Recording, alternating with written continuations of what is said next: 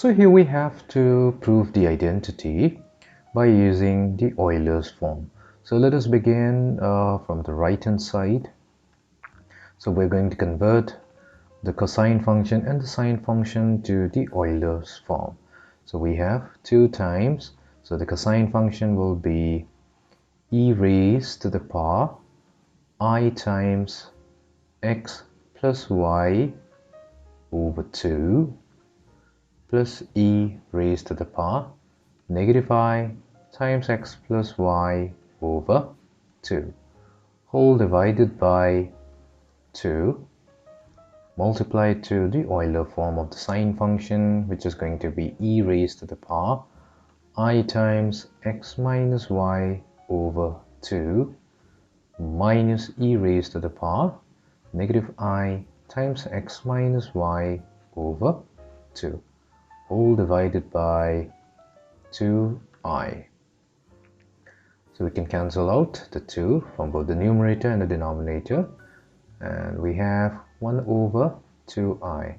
Now we're going to multiply the two expressions, so that should give us e raised to the power of I times x plus y over 2 multiplied to e raised to the power I times x minus y over 2 minus e raised to the power of I times x plus y over 2 multiplied to e raised to the power negative I times x minus y over 2 plus e raised to the power negative I times x plus y over 2 times e raised to the power I times x minus y over 2 minus e raised to the power negative I times x plus y over 2 multiplied to e raised to the power minus I times x minus y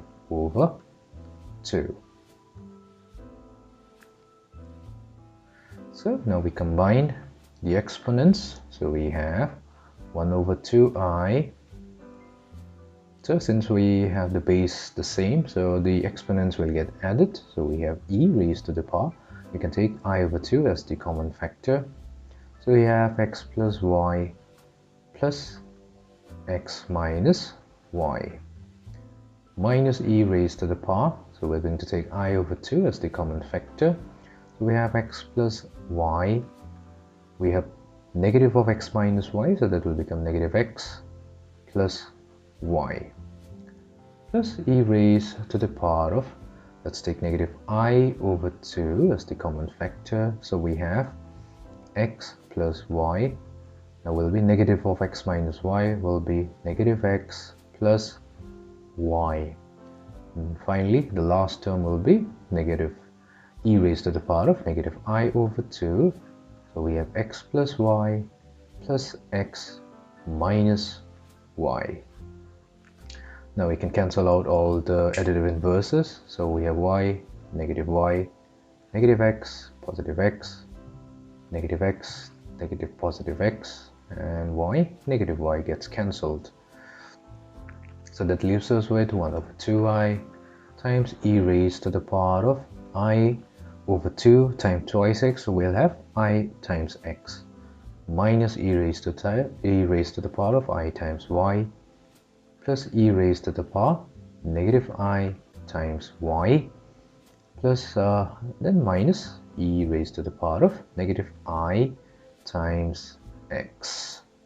Now we rearrange it, so we have e raised to the power of ix minus e raised to the power of negative ix whole divided by 2i. We're going to take negative as the common, so that leaves us with e raised to the power of iy minus of e raised to the power of negative iy divided by 2i. So this is the Euler's form of sine x minus the Euler's form of sine y. So this proves that the given identity holds.